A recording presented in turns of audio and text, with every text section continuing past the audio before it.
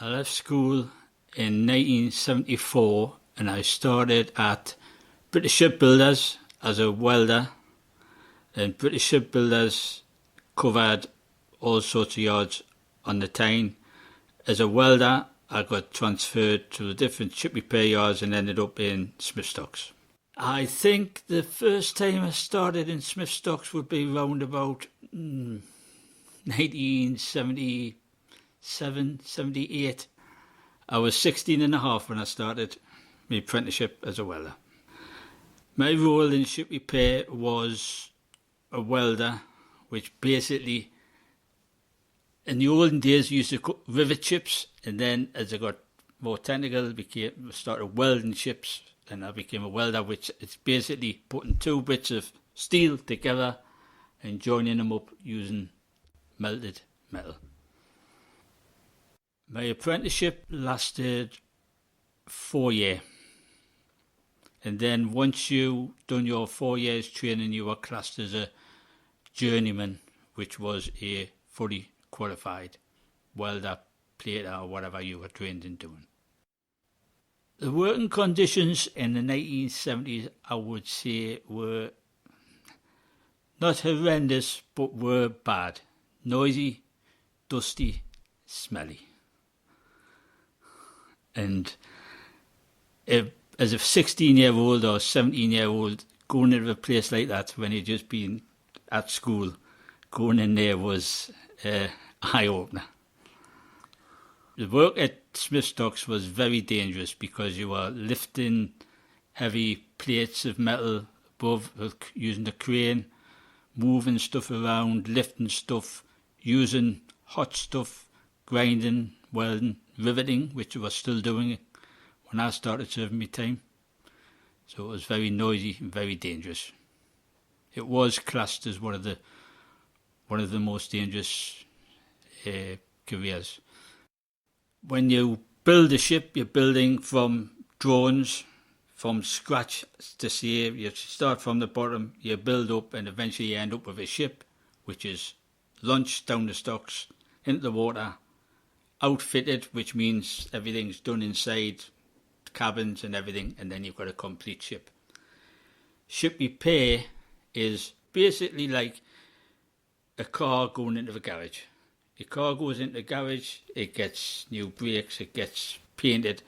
A ship comes into dry dock, it gets painted, it gets engines done, it gets repairs on its bodywork.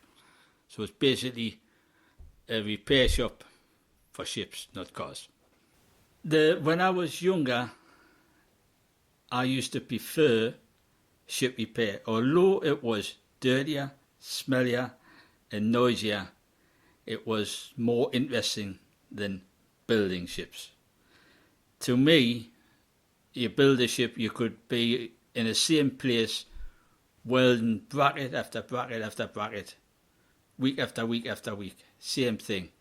Ship repair, you used to go into work in the morning and you never knew where you were going. You could be in a double bottoms one day, which is small confined spaces at the bottom of the ship, or you could be at the top of the mast at the very top welding something, or you could be in a nice warm engine room. You never knew from day one to the other day where you were going to work.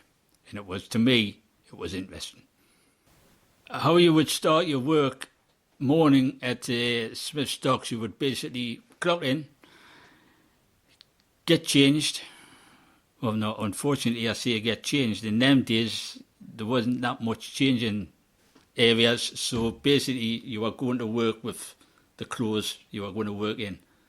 So you get on the bus with your dirty stuff on, going to work, clock in, then you were going to what they call the market, where see all the welders would stand in one area, all the coker burners would stand in one area, all the platers would stand in one area. The foreman, who was the man in charge, would come along and say, for argument's sake, right, Jimmy, I want you to go into number 6 double bottoms, which is very small spaces, and weld whatever. And that would be, my job would be to get my gear, go there and do that specific job. The ill effects that can affect you, or I would say affected most people or all people that worked in ship repair, smith stocks, would be deafness, because there was no earplugs, ear defenders or anything like that. It was around about 1980s before they actually gave you cotton wool to put in your ears, which was to stop the noise, and then they progressed to earmuffs, as you see. It's like, to try and explain it would be, if you're going along the road and you see these men with the pneumatic drills drilling in the road, and the noise they are making, times that by 10, and that is what you would hear. The main thing about working in the yards would be the camaraderie of your workmates. You were friends with them. You would go out drinking with them. Even to an extent, your bosses would be your friends as well. So it would be a case of, you finish your day's work, you go out for a drink with them at the night time. It would be friendship, or there would be football teams, cricket teams. There would be stuff, instead of just to calm, you needed something to basically calm down after the day's work, and just let, if you had anger or anything, just let it ease. Accidents were very common, and unfortunately there was deaths. I mean, I don't want to go into some of the deaths because they would be too horrendous to actually speak about them, but you would have minor accidents, cut fingers, people would lose fingers. That was a common thing, people losing fingers because they would get jammed, but there was some bad accidents. During my time at Smith Stocks, I'm come across some real, what you would call, characters.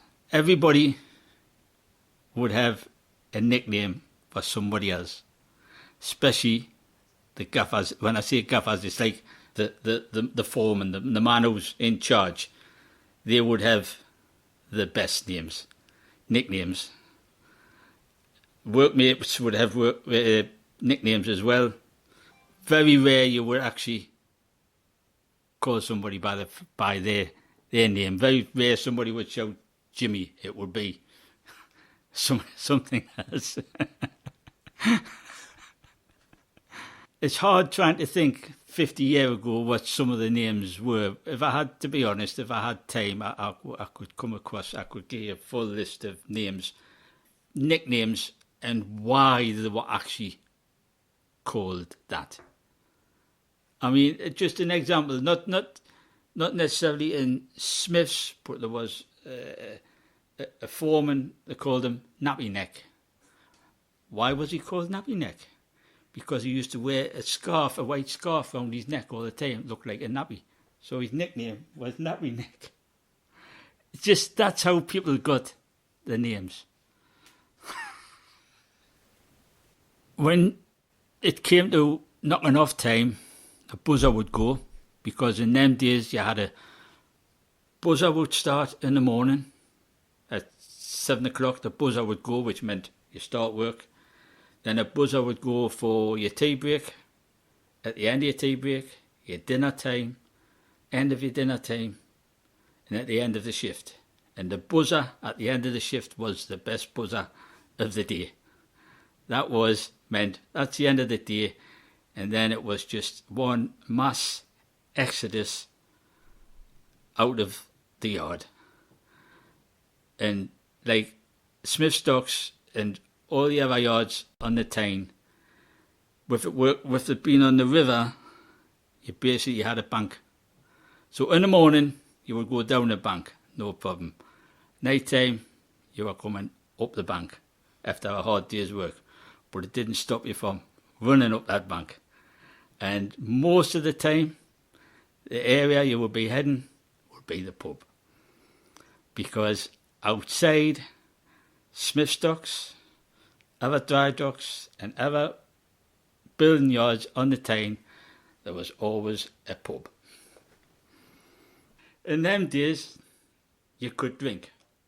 So at dinner times, the pub outside the yard, They would just line the bar up with the pints because they knew the lads were coming in, so the first pint would be there, waiting for them.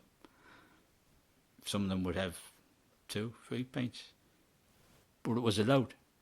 I mean, it's not now, but it was allowed.